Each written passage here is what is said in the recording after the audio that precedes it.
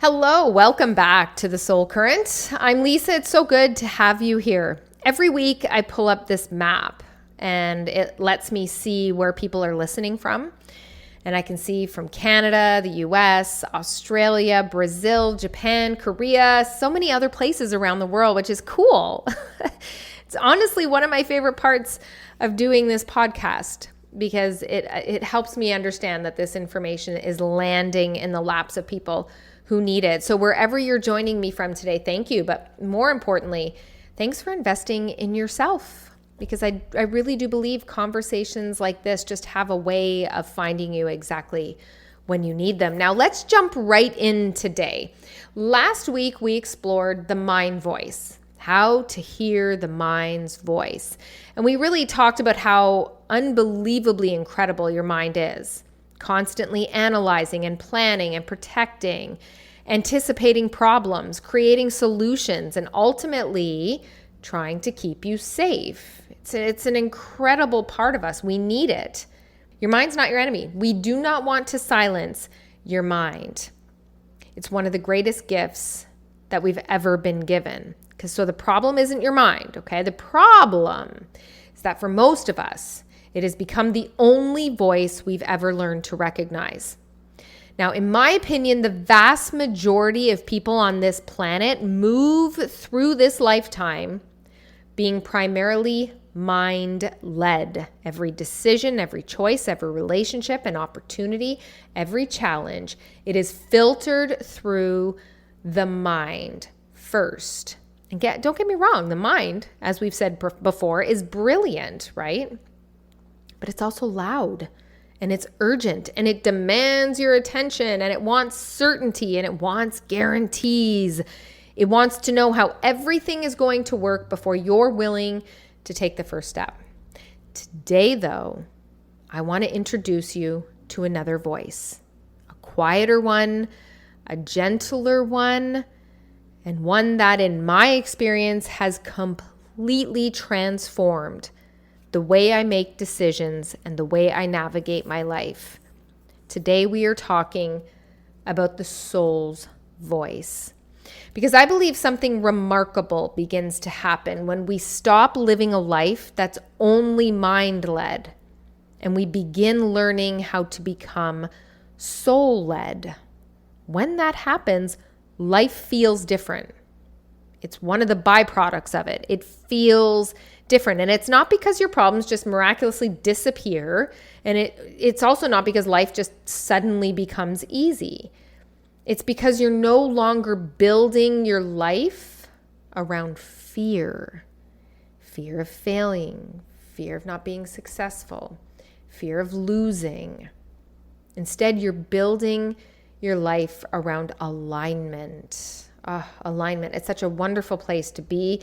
You're building it around peace. You're building it around purpose, around the quiet excitement that comes from knowing you're moving in a direction that feels deeply authentic to who you are. It doesn't mean your mind disappears. We definitely don't want that.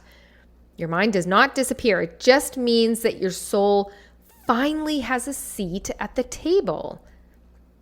Now, please understand, I didn't arrive at this understanding overnight, not at all. My own journey into spirituality began over 25 years ago. And like it does for so many, mine began with loss. The sudden death of my father threw me into a massive tailspin. And loss just has this way. It's a catalyst for the journey. And it has a way of changing the questions we ask. Whereas before my dad died, it was, which career should I choose? And where do I want to go? What do I want to be when I finish high school and all that? It became, why are we here? What is the purpose of this life if it can be taken from us? And what happens after we die? And is there something more than what I can see? And those questions led me down a path, a huge path of studying faith. Recently read the entire Bible in 4.5 months. It was a fantastic read. I'm surprised it took me so long. I started down the path of meditation, more recently neuroscience and psychology and personal transformation, and the writings of teachers from many different traditions. And as I studied, one thing kept catching my attention again and again. I saw references to the mind, the soul, and the spirit. But the soul and the spirit were not two words describing the same thing.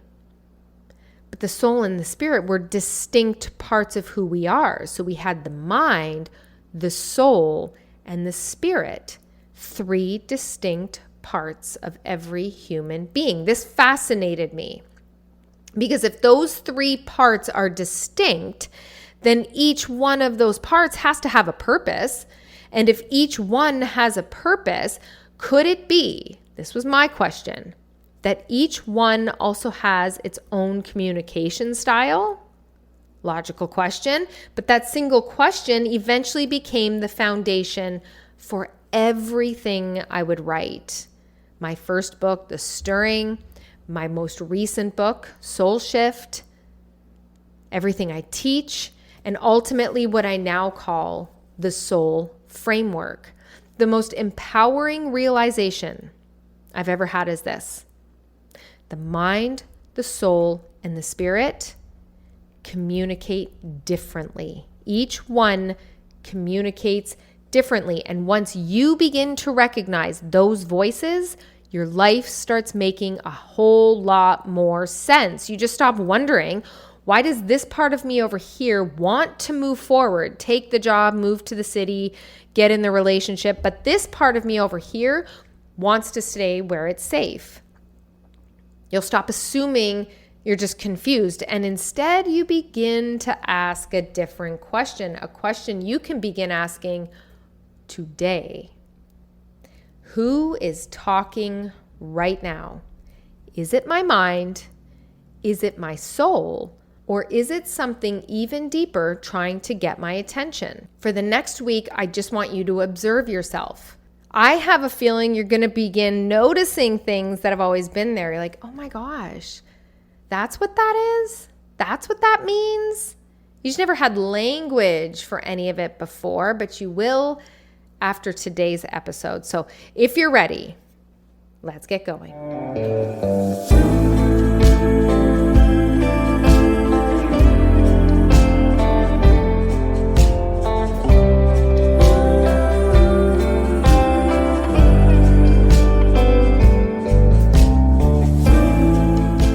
So now I want to move you from the mind to the soul. So last week, yes, we learned all about the mind. It communicates through words. So it's analyzing and planning. It's protecting. It's overthinking.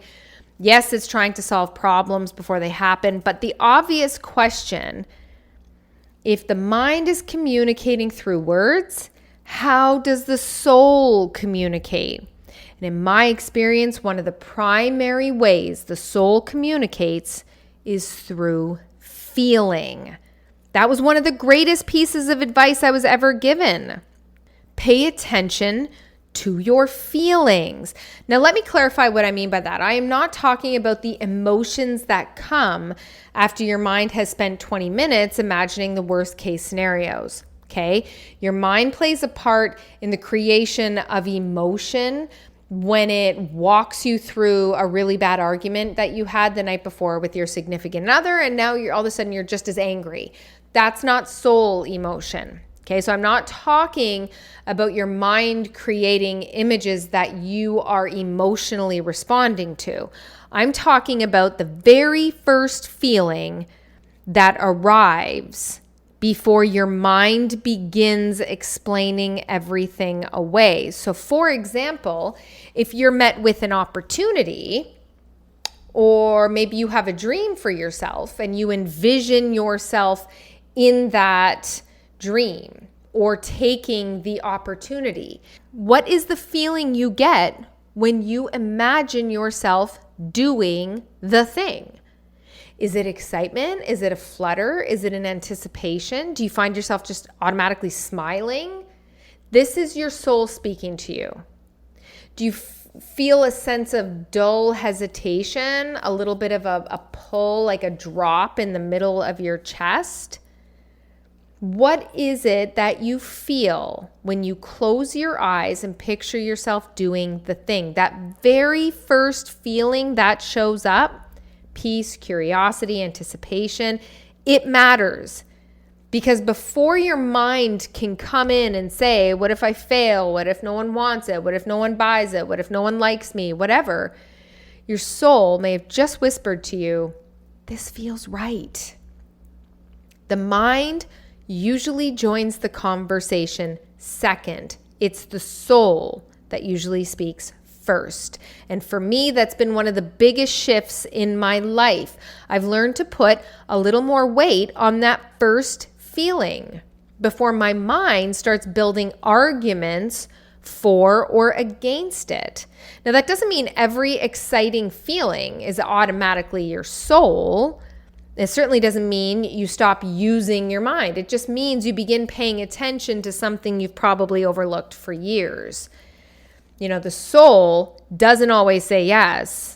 Sometimes it says not this. Sometimes it says not yet. Sometimes it lets you know this isn't your path. You know, I remember exploring acting years ago. I was thinking to myself, okay, you know what? I don't know what I want to do right now, but I think I want to do the acting thing. A lot of people go down this path, but I wanted to do it differently. I wanted to find someone who legitimately could help me do it. And one thing about me, I've always been told, I've always had people tell me, you're very tenacious. It's a compliment, right? And so I decided I was going to think outside the box.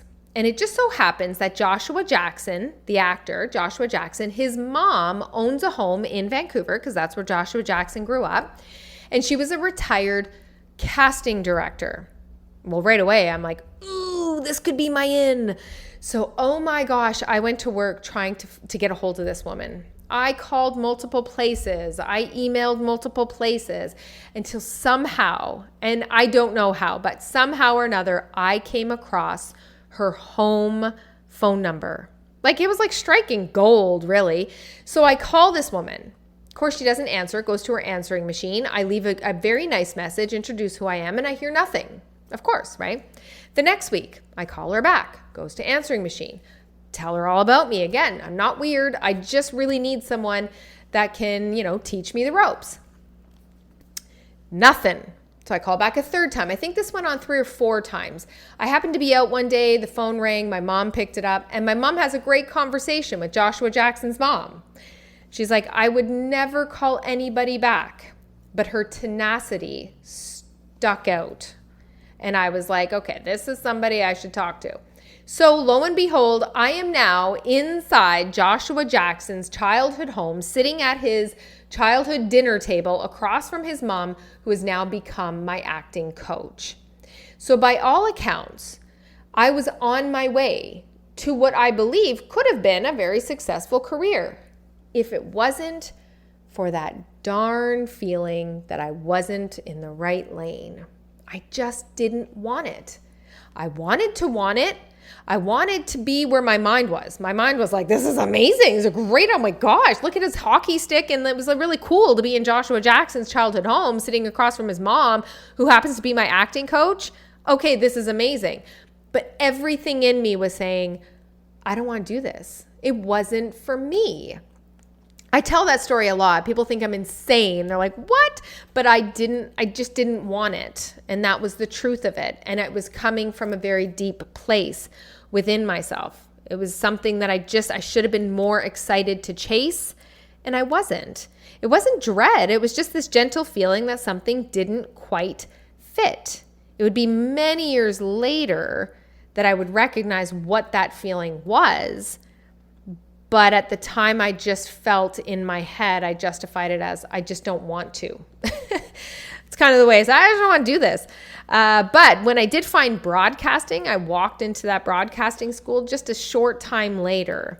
It was the complete opposite feeling. There was energy, there was excitement, there was anticipation, there was joy. Everything was screaming, I found my people. I found my place.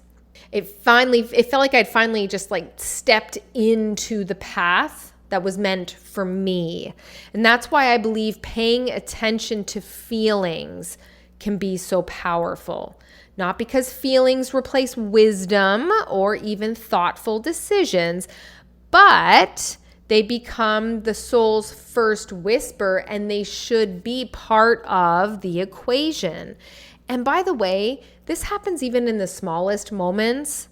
It's not always these grand occurrences in life. It's the smallest moments. Tomorrow morning, before your day begins, before your feet ever touch the floor, before you get out of bed, notice what happens. Maybe you can see the sunrise from your room. Maybe you can hear the birds outside. Or maybe you slowly get up, you put your feet on the floor, and you just take a minute to embrace that first sip of coffee.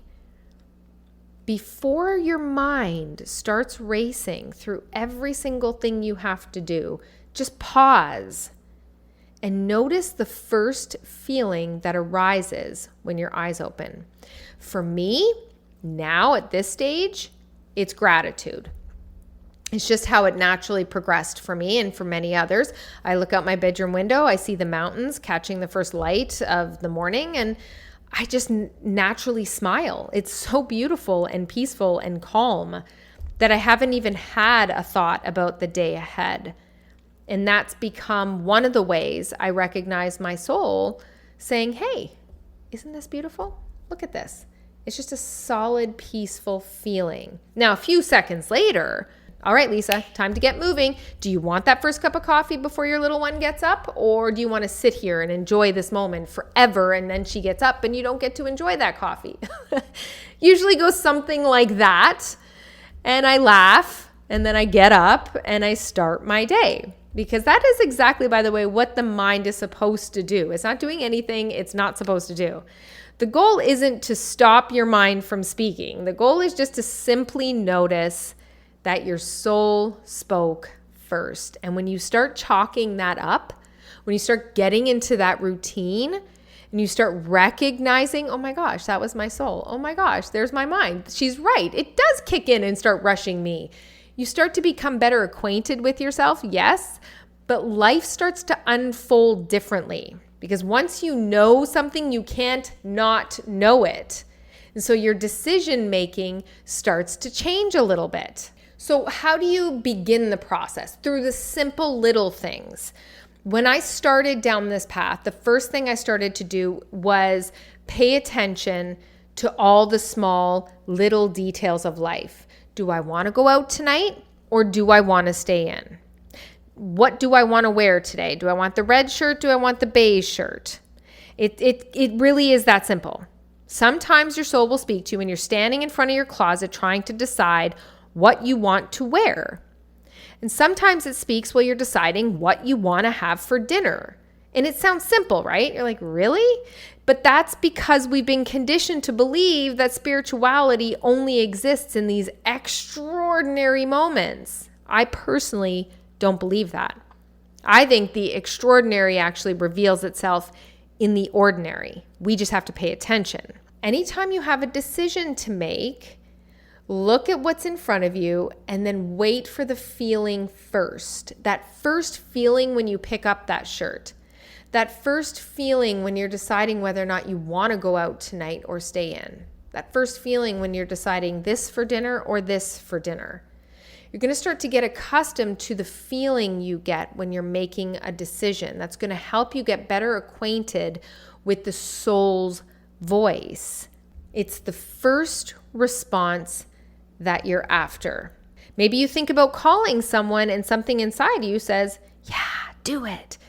Maybe you agree to something, but you immediately feel a gentle heaviness in your chest. That's happened to almost all of us. You don't want to judge it. You're not there to analyze it. You're just there to notice it. If you can understand that you will get to the end result that you're looking for simply through observation, by paying attention, it becomes an easier process. In fact, the feelings are already there. You're not reaching outside yourself for anything. That's what's cool here. It's not outside of you. You are learning to listen to a dimension that exists within you, always has been there, will always be there, has always been speaking to you, is never ever going to overpower your mind's voice. So it becomes your responsibility to learn to turn down the volume of your mind's voice just enough that your soul's whisper can be heard. That is what you're after. The more you notice, the more you recognize, the more you trust. And the more you trust in what your soul is whispering to you, the more naturally you begin living in alignment with who you truly are. Your soul knows what's aligned for you. Your soul knows what is meant for you. Isn't that cool? It's like our own little internal compass. And it's always there being like, yep, nope, and it's always gentle. There's never an urgency to it. That's why it takes a little work on our part. Because it's not urgent, because it's quiet, because it whispers, we have to turn the volume down on the mind so we can hear. And once we start hearing or noticing, you start to recognize it more. And that recognition starts to lead to trust. And once you trust, the more naturally you begin living in alignment. It's a magical place to be. Now, before we finish today, I would love to leave you with one simple practice. For the next 7 days, I just want you to ask yourself one question many times a day, throughout the day, randomly while you're doing stuff. Every time you notice yourself overthinking or questioning or a little overwhelmed, ask yourself. Pause, take one slow breath, and ask yourself, who is talking right now? Is this my mind trying to protect me, or is this my soul gently guiding me? Maybe it's that you just need to become quiet enough or still enough to notice the difference. You don't have to worry about getting the answer right. That's not the point. The point is just that you're beginning a conversation with yourself that chances are you haven't had before. And that, to me personally, I think that's where real transformation begins. Thank you so much for spending this time with me today. These conversations mean more to me than you could ever realize. I really hope that they've given you something to carry with you this week. If you've been enjoying the Soul Current, I'd be so grateful if you'd subscribe, leave a review, share this episode with someone you love. You just never know whose life you might be changing just by simply sharing a conversation. And before I let you go, next week, we are going to explore the third voice in the room. If your mind has a language, if your soul has a language, how does your spirit communicate? That question is a profound life changer, certainly in my case, and I can't wait to explore it with you. So until next time, keep listening, keep noticing, and above all, keep rising.